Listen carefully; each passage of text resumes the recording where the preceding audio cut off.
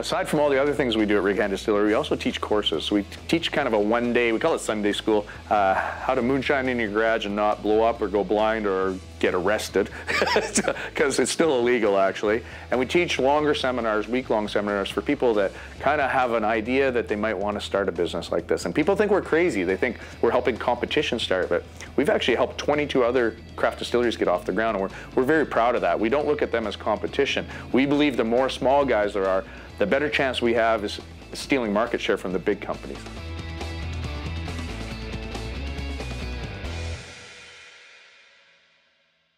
When I wanted to learn how to do this professionally, I had to go to Seattle to go to school for it, and then I went to Ohio and I did an apprenticeship at a bourbon distillery there.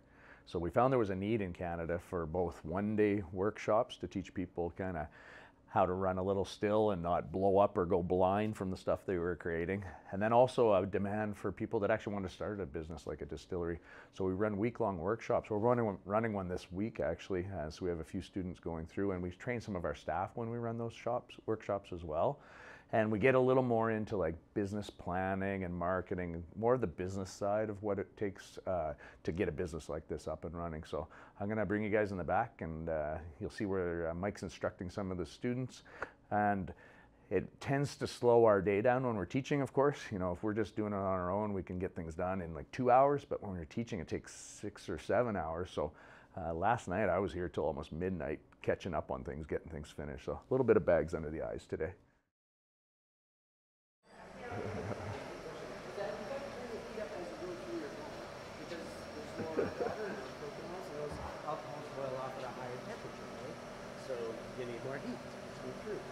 You guys learning more from Mike than you were from me the last couple days? Maybe? No comment. No comment. Mike has a lot more detail. Wild Rose Gin that the girls put together. Nice. Yeah. Tasting good? It's tasting like oranges right now. This is their third batch this week that they've made, right? And we've got a spirit run of rye whiskey going on the big still. And we're just about ready to make a cut, I think. And we've got a big slow draining tank of molasses dripping into the mash tun to make some rum today as well. Yeah, we should have brought that in last night probably. Yeah, I think it almost froze last night. So when I opened the valve on it this morning at 7:45, nothing came out. So that expression of slower than molasses in January is at play today, unfortunately. Yeah, for sure. I'm going to work on that custom flavoring project for Corey there and get that peach tea stuff made. Angus is ready to carbonate it and put in cans for us. So awesome. yeah, I'll let you guys keep doing what you're doing. We make over 80 of our own spirit products, plus we make about a dozen beer products, and we make some wine and mead. A lot of people don't know, besides all the products we make for ourselves, we actually custom manufacture for about a dozen other small companies that maybe don't have the production capacity that we have. And we're taking on a new project right now, trying to make up a formulation for a pre-canned cocktail for a new company. So if we're lucky, a company like this has gone out and done a bunch of research and hired a flavor company or a research company, or even Nate's food science group, to develop formulations, and they show up with a formula already made up that we just have to follow, which is really nice when it's like that. Other times guys just come up with an idea in their head and say, hey, I want to make a peach tea cooler with vodka in it. Can you help us make that? So that's what we're doing today, where we're actually following a recipe that a new client has made already, so I'm glad I don't have to start from scratch. But there's always a little bit of a learning curve, and you know, our lab setup here next door isn't as elaborate as what you would have at a place like Nate. So it's a good idea to go talk to some professional food scientists if you're thinking about doing something like this and get real specific formulations done. Plus they can do nutrient analysis on it, so you have that information to add to your product. It's important nowadays, and consumers want to know what's in the things they're drinking. They want to know the calorie counts, and they want to know if there's any artificial flavors, preservatives, things like that. Those types of things aren't as popular as they used to be, that's for sure. So here we go, let's see what we come up with. And then I got to figure out what percentage of alcohol we're going to end up with out of it. This particular customer wants about 7% alcohol. So I thought this was a concentrate, but this actually tastes like a finished product. So if this is a finished product, I don't have much work to do here. All we have to do is carbonate this stuff. We've got a little keg here. Angus, our beer maker, does all of these projects with us. So we'll get this carbonated up, and then we'll do a I guess we'll do a very small sample batch and we'll get a few cans made up for our customer, and he can take these and confirm that this is the flavor profile he's looking for. And if that's the case, then I guess this company is going to make all the flavoring, and all we have to do is add the vodka to it. So that makes my job very easy here. We love projects like this. Seems like every day around the distillery, I use stuff from school that I thought I would never use. It's all lots of chemistry, lots of biology, lots of physics. And here I'm doing algebra now to figure out how much alcohol I got to add. If I turn this in as my show your work, I think I'd get full marks for it. So I got to put 301 milliliters of pure vodka in here to get this stuff to end up being 7%. So turns out that this stuff isn't a concentrate. Oh. It's a finished product. So all we have to do is add vodka to it and get the 7% and then carbonate it. So is that keg going to be too big to carbonate only 4 liters? I'll have to go get the other keg. You have a smaller Yep. one that'll work? Okay. Yep, small. So, and then we're only going to get, how big are the cans we're going to put this in? We're going to put in the tall boy cans? 355 mils. Oh, the skinny cans? Okay. Yeah. So we're not going to get very many out of 3 here. cans per liter-ish. Yeah, so we'll get a dozen. Yep. Get a case for him to try and see if he thinks it's okay. All right, cool. All right, go get the other keg, and then we'll get this. I'll get the vodka in this, and then we'll get to where we can put it in cans quicker Perfect. than we thought. Okay. Awesome. Later.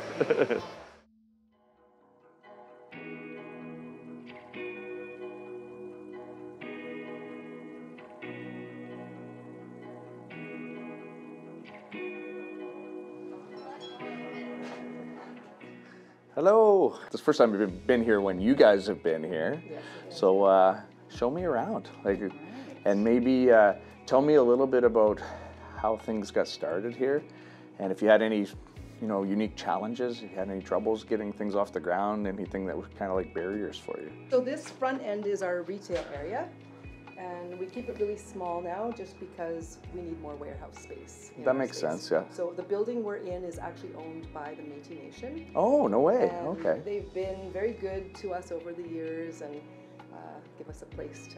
So have you always had this amount of space, or did you start with a smaller space We and then started grab with, yeah, much smaller. much smaller? Okay. Yeah. So this is nice to have this extra warehouse space, right? It is, yeah. And how did you land on the name Mother Earth Essentials? Wow, it actually started with grandmother in it because Oh. it was really in honor of our grandmother. But I didn't think grandmother products would appeal to the masses. From a marketing perspective, Yes. I understand So- marketing's important, Yes, right? Absolutely. So mother, and then tied it in, of course, to Mother Earth and the plants of Mother Earth. Absolutely, yeah. kind of That's came where it from all there. came about. So, and you have a pretty unique set of knowledge when it comes to local plants and what their uses are, right? Yeah, we grew up next door basically to our grandmother, Yeah. and a lot of berry picking and plant walks and things like that in the foothills near Jasper. So you learned all of that from your grandma? That's Yeah. cool, very cool. And I know you wrote a book too. I did. So tell us about your book a little bit. It's right Wanna over grab one? here. You bet. Yeah, sure, I'll grab one. During COVID, there was some extra time, so I compiled, we had a lot of questions, how can I do this? What oils are good for this condition? So I just started writing and teamed up with a local publisher. So is this also knowledge that your grandmother passed down to you Some that's of in it, this yeah, book? That's yeah, really for cool. sure, Yeah. and just some other plant knowledge and some recipes for. And these are all plants so- that grow in Alberta. Yes. Yeah. So traditional uses for these plants. It's Yes. pretty cool. A Yeah. lot of people probably don't know when they go for a walk out in the woods or even in a park Yes. what that plant does that they're looking at. Even downtown Edmonton, you're walking and you'll see a little weed coming through the sidewalk crack. Yeah. And that's typically a little medicine, just No showing kidding. itself. And nobody even knows it's there. No, Yeah. or we're spraying them and trying to kill them, and they keep coming back. It's true. Yeah. They're very resilient, They're right? resilient because they're trying to tell us something. I started with soap, and soap was sort of we used the 4 plants of the medicine wheel. Oh, okay. Yeah. So that's where I based Which the are- beginning. Cedar. Yeah, Help me. come on, you can do it. Oh, I'm gonna cheat and look. Sweetgrass, tobacco. Yeah. I can't remember the 4th one. Sage. Sage, right? Of course, yes. So that's what our soaps were based on. So we've got the mint sage. Oh, and you soap, actually have them right here. Ah, yeah. I could have cheated and looked on your shelf, right? the cedar soap, the tobacco, and we add some patchouli to it, and then our sweetgrass soap. Having a hard time keeping up with the online, or do you need more? Do you think for sales? Well, I think sales can always increase. Like our distributor has definitely picked up a lot of our wholesale accounts. So retail stores, things like that. They Oh, take so care you'll of all supply of that. wholesale to other retailers. Oh, that's Yes. perfect. So Then you we don't supply, have, yes. you don't need the whole expense of having a storefront and staff and all the overhead that goes Yes. along with that and the shipping and whatnot. You just need to get it to that main distributor. I didn't realize that. That's perfect then. Yeah. So they're on the south side of Edmonton, and we just set Get them it to up them. for a few months at a time, and they sell to about 120 stores. Oh wow, that's lots. Yeah. I know we had talked at one point about maybe putting a little storefront in the new distillery. Are you still open to that idea? Sure, yeah. We'd love to have these products for sale there for sure. Yeah. Mr. Belair, how are you today? Fantastic. Yes, got some good weather for a change. We do. You're making good time. What are you doing today? Sun is shining. Today we're going to be flying some trusses up. So we're just putting all the posts up, and then trusses will be going up, walls up. For the guys that don't know what flying means, like me. Literally flying it up with the crane. So Gotcha. we're swinging everything into place. So yeah, we Perfect. spent the last 4 days building all the trusses and floor trusses and purlins and everything, and Prefabbing everything. prefabbing then. everything more or less. Yeah. Yeah. So today all the posts are going in, and wall sections are going in, and we'll start flying in. Excellent. Yeah. Have at her. By the end of this week, floor 1 will be done. No kidding. Awesome. You betcha. What are you shaking your head at? You don't think that'll hold together? No, I don't think that's true. Looks like you could drive a train on that thing. It'll hold up right now.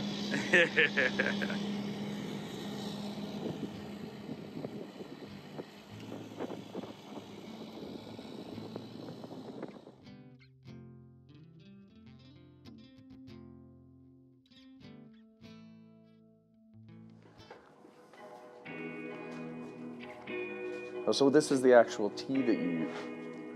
Yes, I knew you had that for sure. Well, you'll recognize this. This is what we get. We get in a giant bag, not a tiny little tea bag. Because when Angus is making it up for us, yeah, I can't remember how many kilograms we're using. It's a lot. It's a like lot. it's like 2 garbage bags full. Like basically, it's a Yeah. lot of tea to make when you're making a 1,000-liter batch, not just 1 cup at a time. So, what are the elements in that tea? There are some, I know there's some hibiscus in there, right? What- There's blueberries, rose hips. There's currants. There's a little bit of everything there for Yeah. sure. I know everybody that tries it loves it. And we thought that our Wild Rose Gin, having those floral notes to it too, would go well with this stuff for sure. I found it a little bitter when I first tried it though, and we don't like putting sugar in stuff. So I'm glad you were open to my idea of sweetening it a bit. So, you know, we go out every spring and drill holes in trees, birch trees, and collect the sap and boil it down and make birch syrup, just like you would make maple syrup. And that's what we use as a sweetener in these coolers. And it's such an efficient sweetener that we only put 200 milliliters into 200 liters. So it's not a lot of calories in there, which is cool. We have a great partnership on this. We're very proud of it. I tell people all the time, this is my favorite product that we make, actually. Very proud of it. And the way that it works is when you sell a can like this, there's not a lot of profit in it. There's only about 50 cents profit in it. And so you guys get 25 cents, we get 25 cents. And we thought it would be appropriate to donate our 25 cents to some fund that addresses some of the issues that alcohol has caused within the Indigenous community and over history. So we donate to the Edmonton Community Foundation, for sure. Yeah.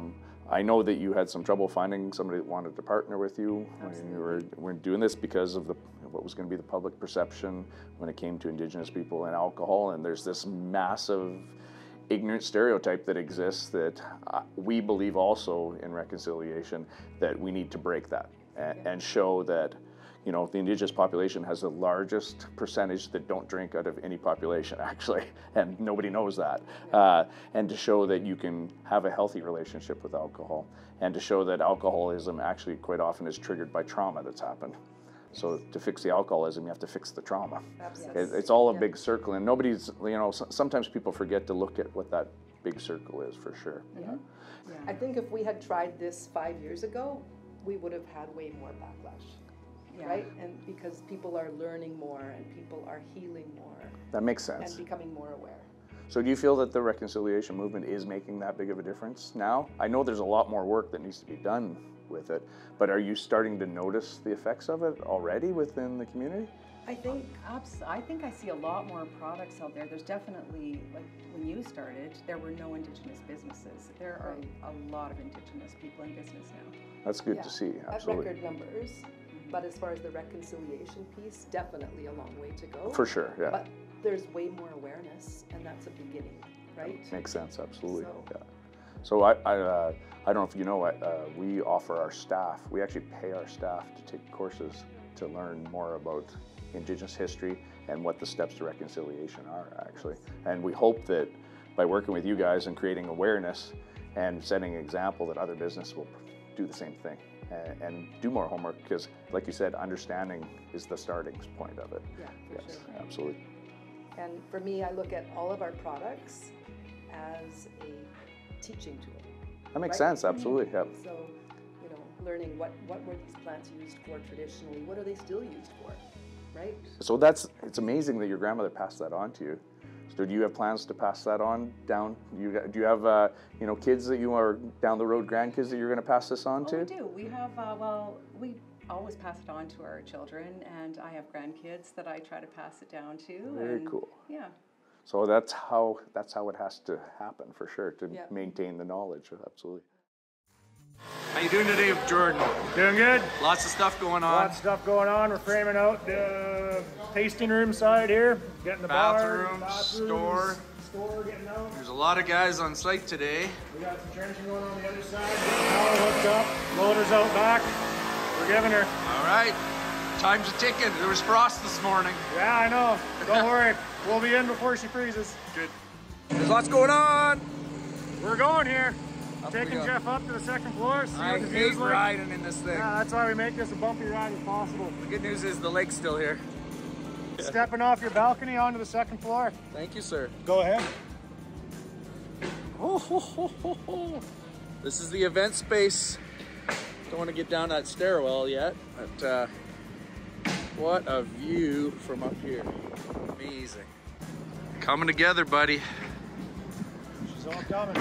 Good view of the lake. Beautiful. The weather's starting to turn. It's late October. We don't have insulation. We don't have doors. We don't have windows. But we do have windows here, and they're starting to put them in. So the Blair boys have got a lot of work to do in the next couple weeks. We just got a hold of actually Corey Jesperson, the guy that supplies us with our potatoes for our potato vodka and the corn for making our bourbon. He also has a sod farm, so there's going to be a load of sod showing up here on Saturday morning at 8 a.m. So we're putting a crew together, and we're going to be laying some sod on Saturday so that when things melt in the spring, we've got grass ready to grow, not a big mud pit around here. But it's crunch time. Well, things are actually a lot farther along than maybe they look. From, you know, the plumbing's all roughed in already. Electrical's getting roughed in this week. Tin's going on the outside of the building next week. The rest of the doors and windows will be in next week. And once the plumbing and the electrical's all roughed in, then Seth can get in here with his spray foam machine and start insulating everything.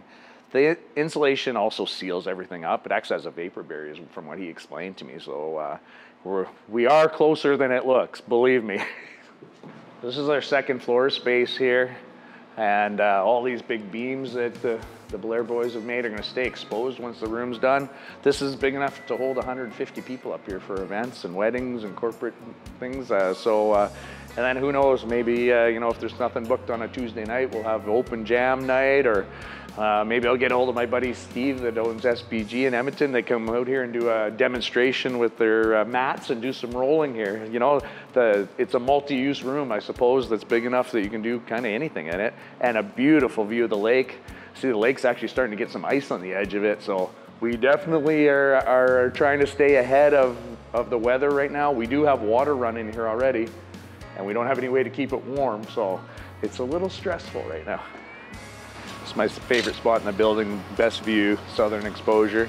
Jordan's out here plotting out where the patio is going to be around the building. We're doing a wooden deck on both the main floor and the second floor with southwest exposure towards the lake. Sean's over here welding up some support structure that's going to go underneath the elevator that we just ordered. It's supposed to be delivered in about 2.5 weeks. It's going to be outdoors actually on the patio and go from the bottom level to the second level. So if somebody has a hard time with stairs, or actually Tony, our restaurant operator, his daughter is in a wheelchair, so she'll be able to come in here and get to the second floor. That's important. We have to make sure everybody has access. Kind of cool. This is the old water cistern for my house. So we live on acreage on the south side of the city, and we finally got city water in. And one of these tanks is about $10,000. So I didn't want to leave it there because we're selling our house, and I didn't want to crush it, which is what you're supposed to do if you leave one that's not in use anymore. And we needed something like this for Angus to hook up a chilling unit. So we're going to actually fill this thing with food grade glycol and put a refrigeration unit on top of it and use this to chill our still water when we need to condense the vapor back to liquid alcohol, and for keeping fermentations cool. So better than wasting something like this. It was a huge project moving it though. We had to get a big semi-trailer in and a crane. So maybe it was more trouble than it was worth, but my buddy Dan helped out and we got it here. It's good. Seth, I gotta tell you, I get my fear of heights honestly because my dad is terrified of heights. I can't believe you came up that ladder. No, that was okay. We thought I was going to catch him. There's my Uncle John from New Brunswick, First Light Distillery. Look at this. Just don't look down, Dad. Are we going to get the big boy in with me? No, no. We'll go down the ladder. Oh, he's going up, not down. Uh-oh. Take him outside. He'll freak out. Don't do that. Down, down.